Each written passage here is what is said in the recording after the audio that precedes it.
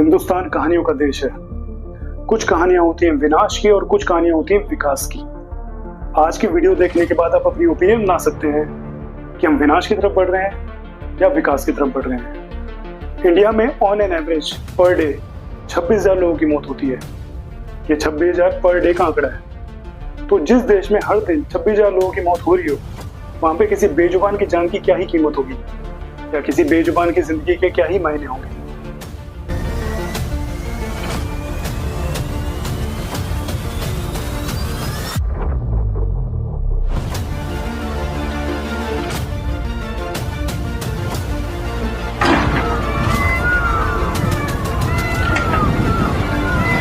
बर्बाद हो रहा है लाखों जंगली जानवरों का घर, उन पक्षियों का घर जो इसी हरे भरे पेड़ों में सपना देखते हैं, जीते हैं और अपना पेट भरते हैं और इसी कुदरत को सहेजने का काम भी करते हैं। इस पूरे मामले की शुरुआत होती है मार्च 2025 के एंड में, जब तेलंगाना गवर्नमेंट एक डिसीजन लेती है। डिसीजन होता है हैदराबाद के कांचागोचिवाली में एक 400 एकड़ का फॉरेस्ट लैंड। उस फॉरेस्ट का नाम होता है संग्यापाली रिजर्व फॉरेस्ट। और देखते ही देखते रात को बहुत सारी जेसीबीज जाती हैं लाइट ऑन करके, लाइटों के साथ, और फॉरेस्ट की सफाई स्टार्ट हो जाती है। पेड़ कटने स्टार्ट हो जाते हैं।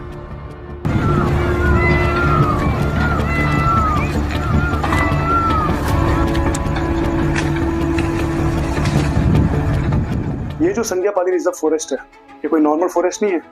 ये एक इकोलॉजिकली सेंसिटिव जोन है जो कि यूनिवर्सिटी ऑफ हैदराबाद और हैदराबाद के अर्बन रिंग रोड के काफी नजदीक है। इस एरिया की अपनी एक इम्पोर्टेंस है क्योंकि यहाँ पे काफी इंडेंजर्ड स्पीशीज पाई जाती है।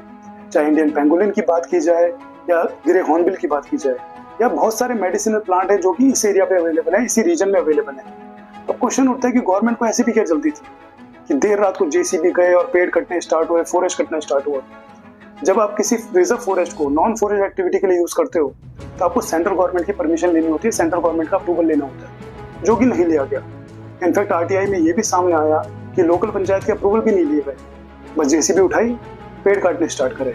कितने बेजुबानों की जान गई, कितने बेजुबान बेघर हुए, इसका तो कोई डेटा ही अवेलेबल नहीं है। सपोज आप अपने घर पे सो रहे हो और रात को आपके घर पे कोई घुसपैठ करते हैं, कोई इन्वेड करते हैं, आपको कैसा लगेगा? आप तो लॉ जानते हो, आप तो लीगली चीजें जानते हो, आप एक इंसान हो, आप तो चलो तब भी हैंडल कर लोगे, लेकिन वो बेजुबान क्या करेगा? उसको मरना पड़ेगा या अपना घर छोड़ना पड़ेगा? तो अब क्वेश्चन उठता है कि तेलंगाना गवर्नमेंट ने ऐसा किया क्यों? तो इसका जवाब है क्योंकि 50,000 करोड़ की इन्वेस्टमेंट का सवाल था।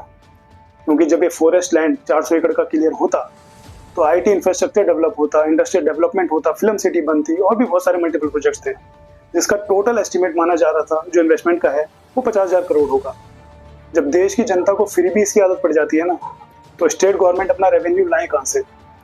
वो लाएंगे अपना रेवेन्यू बेजुबानों का घर उजाड़ कर, वो अपना रेवेन्यू लाएंगी नेचुरल रिसोर्सेज खत्म कर कर, वो अपना रेवेन्यू लाएंगी इकोसिस्टम तबाह कर कर, वो अपना रेवेन्यू लाएंगी हम जैसे लोगों के मुंह पे फ्रीबीज का तमाचा मारकर। और हम लोग खुश भी हैं, मुफ्त की बिजली, मुफ्त का पानी, मुफ्त का ट्रांसपोर्ट, हमें देश से क्या मतलब?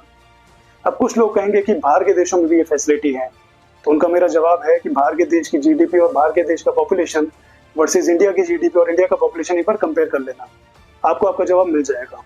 बाहर के देश अपने लोगों के लिए काम करते हैं और इंडिया में फ्रीबीज का काम होता है वोट बैंक के लिए, वोट बैंक की राजनीति के लिए, पावर के लिए।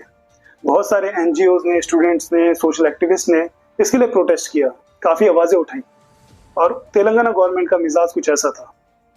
वो चिल्लाते हैं तो चिल्लाने दो, पहले चिल्लाएंगे, बाद में थक जाएंगे, फिर भूल जाए। जब एक फॉरेस्ट करता है ना, तो एक पूरा इकोसिस्टम तबाह होता है।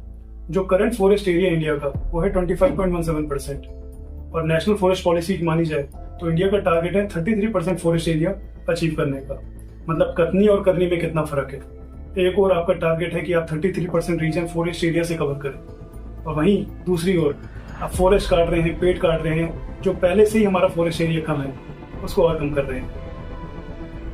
हिपोक्रेसी की भी सीमा होती है। और इस 400 एकड़ के जंगल को काटने के बाद पता है क्या होता? सबसे पहला फर्क आता आपके लोकल क्लाइमेट, आपके टेम्परेचर पे, आपका CO2 एमिशन बढ़ जाता, आपका ग्राउंड वाटर लेवल कम हो जाता, और आपकी पूरी इकोलॉजिकल साइकिल हिल जाता। ग्लोबल वार्मिंग में तो ये आग में से घी का काम करता। कई क्रिएटर थे, कई इन्फ्लुएंसर थे, हमारे सो कॉल्ड इन्फ्लुएंसर, जिन्होंने इस मुद्दे पे बात करना भी जरूरी समझा। बहुत कम लोगों ने इस मुद्दे पे आवाज उठाई, लेकिन जो आवाज उठाई की आवाज़ उठाई, बहुत मजबूती से आवाज़ उठाई। Campus, students from the University of Hyderabad protested, and the issue quickly gained national attention.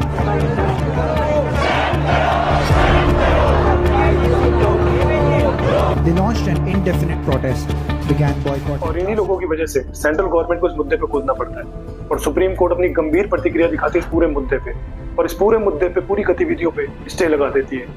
जो तेलंगाना गवर्नमेंट प्लान कर रही थी 400 एकड़ को नीलाम करने का, उस पर भी स्टे लग जाता है। अब इस मामले की अगली सुनवाई होगी 16 अप्रैल 2025 को, लेकिन चांसेस यही है कि बेजुबानों को उनका घर वापस मिल चुका है और उनसे उनका घर कोई नहीं छीन सकता। जैसे मैंने वीडियो की स्टार्टिंग में कहा था, फिर से वही क्वेश्चन दोहराता हूँ, आपको क्या लगता है, हम डेवलपमेंट की तरफ बढ़ रहे हैं या डिस्ट्रक्शन की तरफ बढ़ रहे हैं?